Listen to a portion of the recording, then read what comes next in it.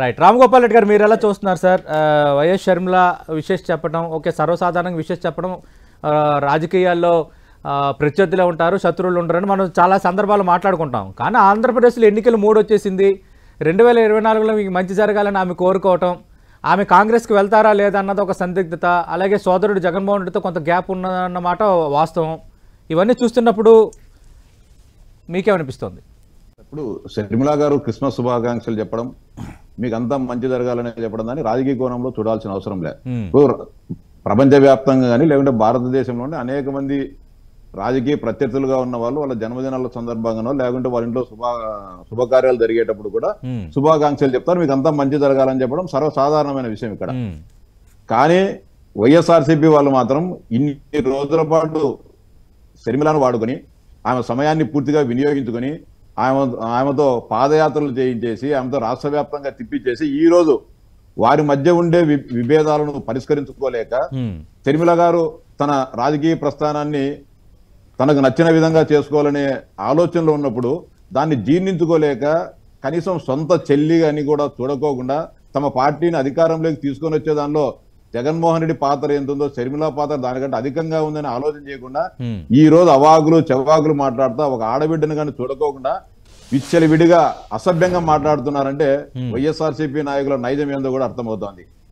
ఇందాక రవిచంద్రారెడ్డి గారు కానీ చెప్పడం ఎట్లుందంటే తన కాళ్ళకు తానే దండం పెట్టుకుని 1000 ఏళ్ళు బతుకని ఆయన ఆశీర్వదించుకున్నట్టుంది. అంటే ఇబ్బడి ముబ్బడిగా వైఎస్ఆర్సీపీకి ఒక నియోజకవర్గం నుంచి 4-5 ఉన్నారంట, తెలుగుదేశం పార్టీకి అభ్యర్థులు లేరంట. అంటే తెలుగుదేశం పార్టీ మునిగే నావని చెప్తున్నాడు.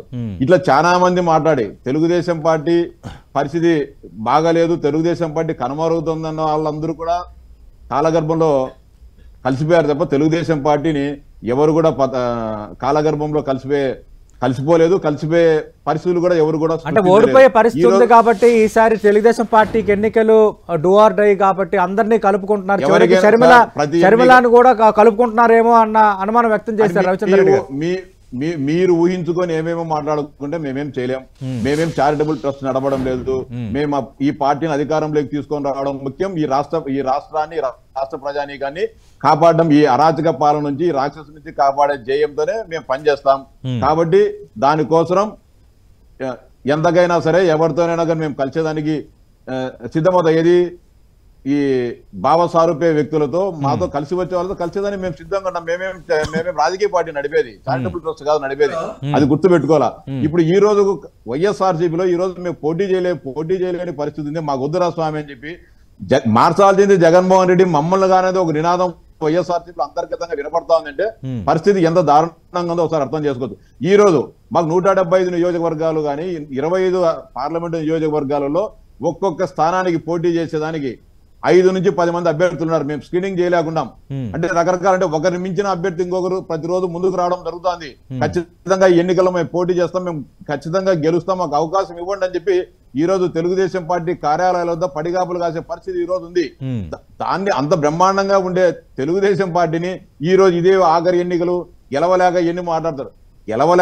గెలవలేమనే ఆలోచనతోనే మీరు బ్రహ్మాండంగా నియోజకవర్గాలు అభివృద్ధి చేశాం, సంక్షేమం చేశాం అంటే అభ్యర్థులు ఎందుకు మార్చాల్సి వస్తుంది? మీరు మీ శాసనసభ్యులు లేకుంటే మీ ముఖ్యమంత్రి చేసిన అరాచక విధ్వంస పరిపాలనకు వ్యతిరేకంగా ప్రజలు ఉన్నారు కాబట్టి ఈ రోజు ఆయన వీళ్ళ మీద తప్పు దేశానికి నేను మంచివాడిని, మా శాసనసభ్యులు సరిగా లేరని ఒక కలరింగ్ ఇచ్చుకునే దానికి ఈ రోజు ఈ అసెంబ్లీ అభ్యర్థులు మార్చాలంటారు. అసెంబ్లీ అభ్యర్థులు మార్చాల్సిన అవసరం ఉంది, బ్రహ్మాండంగా చేసింటే అవసరమేముంది? అక్కడిని పెట్టి పోటీ చేయొచ్చు కదా. మీ 151 మంది గెలిచిన స్థానాల్లో అదే అభ్యర్థులను పెట్టుకొని ఎందుకు పోటీ చేయలేకుండా దానికి సమాధానం చెప్పాలా? రైట్, అది సమాధానం చెప్పుకోకుండా ఇప్పుడు ఆత్మస్తుతి పరిణిత పనికిరాదంటే రవిచంద్ర రెడ్డి గారు, రామ్ గోపాల్ రెడ్డి గారు ఇప్పుడు షర్మిల గారు జగన్మోహన్ రెడ్డి గారు కాంగ్రెస్ పార్టీతో డిఫరెంట్ బయటకు వచ్చేటప్పటి నుంచి ఆయనకు గానీ ఆయన పార్టీ గానీ అండదండగా ఉంది. జగన్మోహన్ రెడ్డి గారు ఎందుకు విభేదిస్తున్నారు అనే విషయాన్ని ఇంతవరకు కానీ వైఎస్ఆర్సీపీ నాయకులు కానీ చెప్పడం లేదు. ఆయన ఏదైనా చేస్తే ఆయన మీద ఎదురుదాడి చేయడము, ఆయన వ్యక్తిత్వాన్ని లేకుంటే కించపట్టడము, ఆయన వ్యక్తిత్వ హననం చేయడము చేస్తున్నారు తప్ప ఎందుకు గాను ఈ పార్టీ అధికారంలోకి తీసుకొని వచ్చేదానికి ఇంత కారణభూతురాలని షర్మిల గారు ఎందుకు జగన్మోహన్ రెడ్డి గారితో డిఫర్ అవుతున్నారు. ఆయన రాజకీయ ఆకాంక్షలు నెరవేరలేదా లేదా, నేను అడిగిన దానికి సమాధానం లేదు. ఆర్థిక సమస్యలు పెట్టి అధికారంలోకి తెచ్చిన ఎన్టీఆర్ కి సున్నం పెట్టిన మీరు తెలంగాణలో కాదు, పార్టీ పెట్టి అధికారంలో తెచ్చిన ఎన్టీఆర్ కి సున్నం పెట్టిన మీ దగ్గర చెప్పే రాజేందర్ రెడ్డి గారు let you speak sir. Ram Gopal Reddy గారు మాట్లాడండి ఒక్క నిమిషం. ప్రాణాలకు ఎన్టీఆర్ గారు స్థాపించిన పార్టీ విజయమ్మ గారిని అధికారంలోకి తెచ్చుకున్న ఎన్టీఆర్ రాజేందర్ రెడ్డి గారు ఒక్క నిమిషం రాజేందర్ రెడ్డి గారు ఒక్క నిమిషం రాజేందర్ రెడ్డి గారు ఒక్క నిమిషం సార్. రామ్ గోపాల్ రెడ్డి గారిని మాట్లాడండి సార్ ఒక్క నిమిషం మాట్లాడండి సార్. రామ్ గోపాల్ రెడ్డి గారు తల్లిని చెల్లిని లెక్క పెట్టకోకుండా వాళ్ళిద్దరిని కూడా అవమానకరమైన రీతిలో సాగనంపిన వ్యక్తి గురించే మీరు మాట్లాడేది. మేము 95లో జరిగినది ఆ రోజు లక్ష్మీభారతి సిగ్గు ఎగ్గు లేకుండా మీద చెప్పులు లక్ష్మీభారతి మీ పార్టీ ముఖ్యమంత్రి పదవి లాక్కున్న పార్టీలో పార్టీ దస్తు పట్టిపోతుంది. ఎన్టీఆర్ గారి మీద చెప్పులు ఇచ్చి పార్టీ పెట్టి నాయకుడిని పదవి ప్రశ్న చేసి అధికార మార్పిడి జరిగింది. ముఖ్యమంత్రి పదవి లాక్కున్న పార్టీలో రైట్ రైట్. ఈ అంశాలన్నీ చాలా రోజులుగా జనంలో మీరు వదిలేరు, జనం చర్చించారు. ఒక హరిగిపోయిన క్యాసెట్ లాగా ఈ పాత అంశాలన్నీ వెళ్ళిపోయాయి పక్కకి. మళ్ళీ చెప్తాం సార్, ఈ జనరేషన్ కి అర్థమయ్యేట్టు చెప్తాం. ఇద్దరు చెల్లెలను ఈ జనరేషన్ కి అర్థమయ్యేట్టు మీ నైతికత ఏంది? మీ నైతికత గురించి మాట్లాడండి. మీరు మమ్మల్ని మాట్లాడేటప్పుడు మీ విజయమ్మ ఎందుకు ఈ రోజు నైతికత లేని వాళ్ళ గురించి నిన్న చూసారో టీడీపీ టోటల్ గా దివాలా తీసిన పార్టీ, రాజేందర్ రెడ్డి గారు ఒక్క నిమిషం సార్. రాజేందర్ రెడ్డి గారు ఒక్క నిమిషం. ఎవరి కాళ్ళైనా పట్టుకునే పార్టీ. రాజేందర్ రెడ్డి గారు ఒక్క నిమిషం. విజయమ్మ గారు ఆలింగనం చేసుకుంటా అంటే జగన్మోహన్ రెడ్డి పక్కకు దొబ్బిపోయాడు. కావాలంటే రీప్లే చేసి చూసుకోండి. ఎందుకని అంత వైరం తల్లి అంటే. రామ్ గోపాల్ రెడ్డి గారు మరి అదే విజయమ్మ జగన్మోహన్ రెడ్డి కేక్ కూడా తినిపించారు నిన్న. ఇందాక రవి గారు ప్రస్తావించింది.